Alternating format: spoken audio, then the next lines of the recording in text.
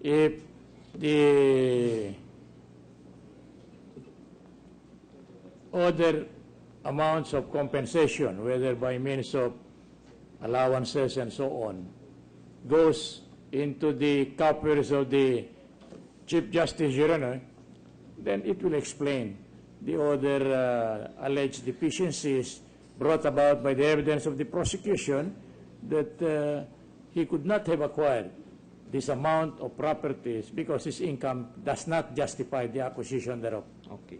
So, in short, Mr. Defense Counsel, you're trying to prove that the bank deposits are not ill-gotten. No, I have not gone to that. I have not gone that far, if Your Honor, please. So, well, in effect, you're actually reviving Article 2.4. Is that the case, Mr. 2.4, Your Honor, is in connection with illegally acquired wealth. Yes. And the prosecution had been debarred from presenting any evidence in connection therewith. But you are actually presenting evidence to explain 2.4 or to disprove that that the bank deposits are ill-gotten. That's the only purpose that I can think of in this. Well, that is your personal assessment, if Your Honor, please. Yeah. But being a defense counsel, we have to do everything for purposes of at least explaining the position of the Chief Justice.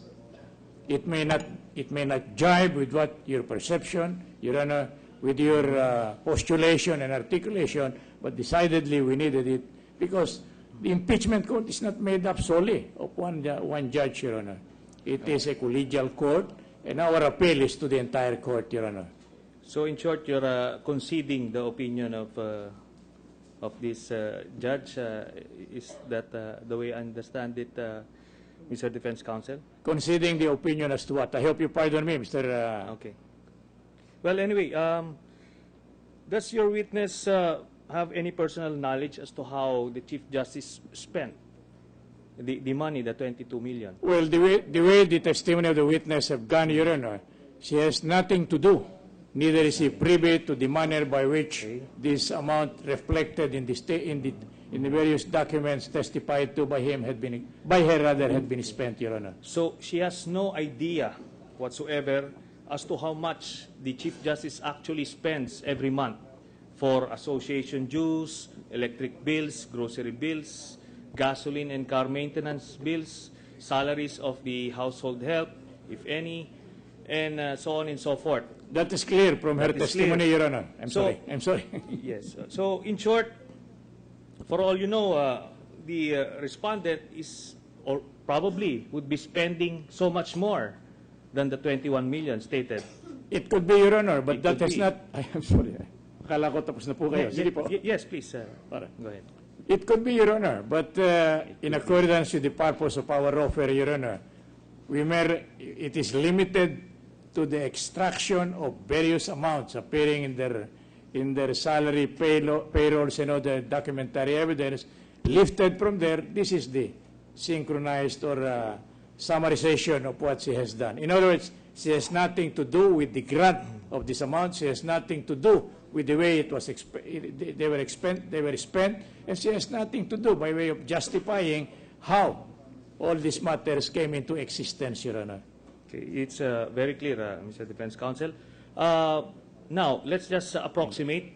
For somebody with the stature of the Chief Justice who has maintaining a penthouse in the Villaggio, what's that other condominium? No, it's not a penthouse. In fact, it is not occupied up to now, Your Honor. So our evidence will show. I'm sorry. Okay, so with the stature of the Chief Justice who is maintaining, let's say, a few households, let's just put a figure that he may be spending around 150 to 200,000 per month. And with that, you multiply it by 12, he's spending around 2 million more or less per year, then times 10, 21 to 22 million. So in short, ubus din. Yes. If Your Honor, please, if I do not think I can produce evidence by mere manifestation or argumentation, Your Honor. So I'm not willing, neither am I a position, legally speaking and physically speaking, to deal on the truth, accuracy of the figures that you have mentioned, Your Honor. Yes. So with that, I support the position of the Senate President that it's only the Chief Justice who can actually explain all of these things. Maybe yes, Your Honor. Yes. Now, I would like to take this opportunity also to ask you if you have any plans to divulge the dollar accounts as promised by the Chief Justice himself. Well, I have not yet concretely and positively arrived at the ultimate conclusion that we have to or we do not have to. That will depend on the progress of the proceedings and the nature of our evidence or the stages at which our evidence may be. Because we are on the defense, Your Honor. If the prosecution had not even established a prima facie case against the respondent, then I do not think we have to place him on the stand, Your Honor.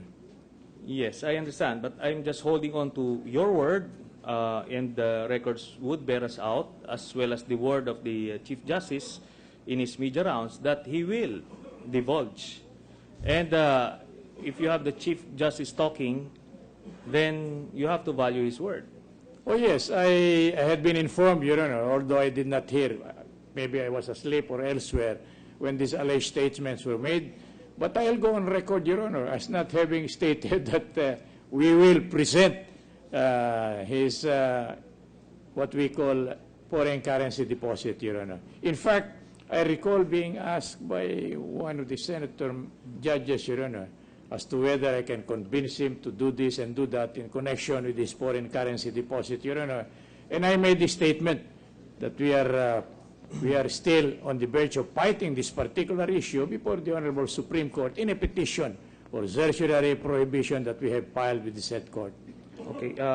Well, you'll have to understand and forgive me if I will remind you every now and then of that promise of the Chief Justice to divulge the dollar accounts. Thank you for the reminder, Mr. Thank Chief. you, Mr. President. Thank you. Third floor leader. Senator Escudero, Mr. President. The gentleman from Sorsogon.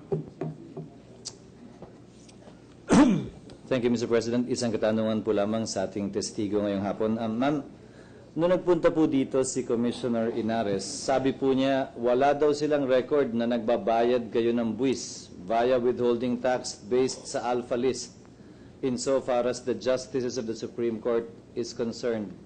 Pakipaliwanag po sa amin kung bakit niya nasabi yun. Hindi ko po masasagutan yung katanungan, Your Honor. But When we asked the Commissioner kung nagre-remit ba, nagbabayad ba ng buwis, pinakita lamang yung alpha list for certain years, pero may mga taon na wala daw po silang record. Wala po silang alpha list. Sinasubmit niyo po ba ito taon-taon sa BIR? Yes, Your Honor. Received by the BIR? Duly received by the BIR. Saan pong tanggapan ng BIR kung maaari pong malaman? Dahil hindi ko makita ang dahilan kung bakit hindi alam ng Commissioner yan, sasabihin po sa amin yun. RDO number 33. RDO number 30, which is located in Manila, I presume? Intramuros. In Intramuros, Manila. Yes, sir. Revenue District Office. Yes. Number 33. At nire-remit nyo rin po sa pamamagitan ng pagbayad sa bangko, yung wini-withhold ninyo. Nakita ko po yung